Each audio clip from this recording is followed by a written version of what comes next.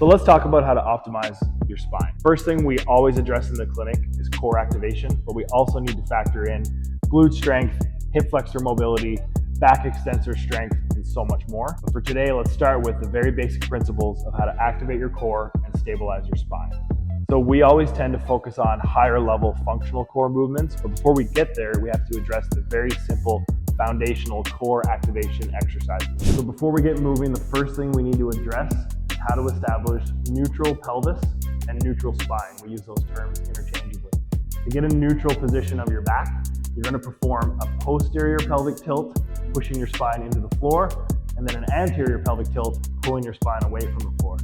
If you can find the halfway point between those two positions, that's what we would consider neutral spine, neutral pelvis, and that's the first step before you start activating some of those core muscles.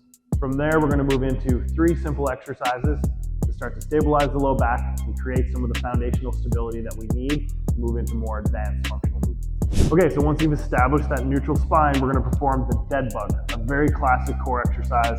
You're going to start with your knees elevated, arms straight up in the air. We're going to perform alternating arm and leg movements, but the whole principle here is that your core is able to stabilize and support your back as you go through the motion.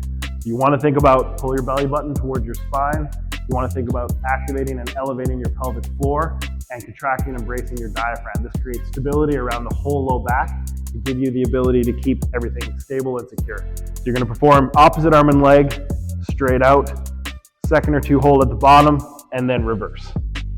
Sometimes it's beneficial to reset in the middle, create that neutral position again, and carry on with your motion. Still breathing, don't hold your breath, nice and slow, and that's what we call the dead bug. Okay, so next we're going to flip over into the 4-point kneel position, and this is another classic core exercise known as the bird dog. Exact same principle as your dead bug. First step, perform that pelvic tilt, find that neutral position. You're going to, again, activate your core, pull your belly button towards your spine. Everything is nice and stable through here, and then we're going to do alternating arm and leg movements. Straight out, good glute activation, couple second hold at the top to create that balance. You'll feel your back muscles engage a little bit as well, which is a bonus. You want to keep everything nice and stable. Usually want to do about 20 reps of these, slow and steady. Again, focusing on that core stability and core activation. So we often use the analogy of a pop can when we're trying to create that core tension. So we've already talked about elevating the pelvic floor. We've talked about having your diaphragm engaged. In order to get those sides engaged and really stable through the sides of your spine, you need to hit some lateral stability, such as a side plank. You're going to move onto your elbow, leg straight, elevate the hips. Everything is nice and stable through here. You're going to hold for a length of time that's challenging for you, but something that you can perform with good stability and good technique. Hold for 20-30 seconds, somewhere in that range. Then you're going to drop and switch to the other side. If you need a scaled down version, you can also bend your knees. Perform that same side plank from this position. Again, creating stability through the sides, creating that tension through the low back. So in those first few foundational exercises, we really just focus on one single plane of movement, whether it's resisting lumbar flexion or lumbar extension. Now we want to get into combination of movements where we both resist flexion and extension with some rotation or with some side flexion. And that's going to be a much higher movement, but it's much more functional and applies to things we do in day-to-day life.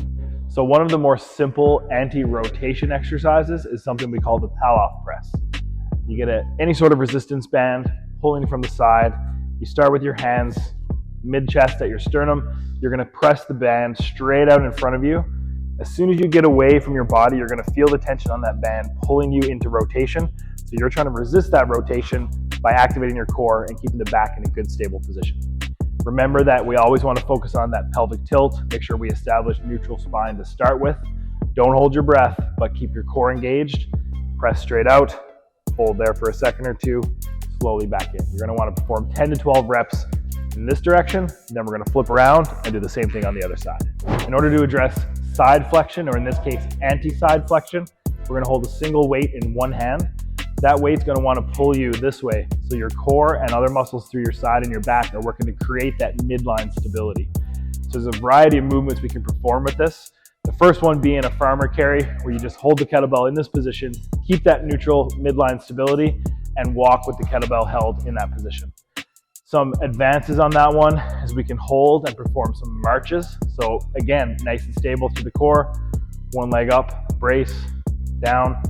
Other leg up and brace, down, alternating back and forth. And of course, you're gonna wanna switch hands and do the same thing on the opposite side to keep things balanced. To elaborate on some of the anti-side flexion movement, we're gonna start with the kettlebell in an elevated position, in this front rack position. By having only one kettlebell here, this kettlebell is wanting to pull me to the right. It's also wanting to pull me forward. So my core has to be stable to prevent those movements from happening. So to get more into more of a fitness level, we're gonna do some squats and lunges in this position. So first one would just be a regular front squat with the kettlebell in that front rack. So again, core brace, good positioning, straight down, straight up, keeping your spine stable, trying not to overcompensate by this weight being in that position.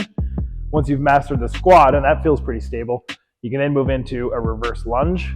Similar situation where you're a little off balance, trying to prevent that kettlebell from pulling you into those poor positions and poor postures.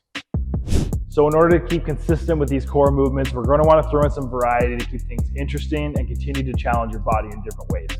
So here's another few examples of some higher level core exercises you can hit to really create that spinal stability. First one we're going to talk about is a side plank variation, where you're going to be in that side plank position. We're going to do what we call a star plank, establish that stability. Your top leg here is going to lift. So it's going to activate both your glute meds on both sides to really create that tension and stability across your hips.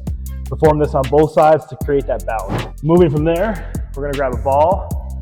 We're gonna do what we call stir the pot. So in this case, you're gonna be in a full plank position on the ball. We'll go from the side, and you're gonna create a stir the pot motion to really challenge the core in a variety of different positions. So elbows here, back into that full plank position, and then you're gonna do circles in both clockwise and counterclockwise positions to try and really challenge that stability. This one is quite challenging, quite difficult, but should definitely be incorporated into your routine. Finally, we're gonna talk about some halos. So using a kettlebell, you're gonna be in a kneeling position. You're gonna grab that kettlebell by the handle, and you're gonna wrap that around your head in both directions without letting yourself move out of that midline stability. Back and forth, you'll feel that really engage the core on both sides. So guys, a big thing to remember is we don't expect everybody to take a full day and do 45 minutes to an hour of core exercises. That's not realistic. Nobody's gonna do that. So what you need to do is come up with a way to incorporate some of these movements into your current workout routine. So what I like to tell people is if you're in the middle of a rest between doing your back squats or your deadlifts, instead of fully resting, take a few seconds and go through some of those movements we just addressed. So hit some side planks, hit some of those pal-off presses, try and create some stability in your spine while you're tired so that you can then apply it to your next set of lifts when you're in the gym. So that's it. Hit those core exercises to create that stability around your spine. This applies to movements in the gym. It also applies to movements in regular day-to-day life. So whether you're a CrossFit athlete throwing 250 pounds over your head, or you're picking up your infant child out of the crib, you need that core stability to prevent injury and make sure you optimize your spine.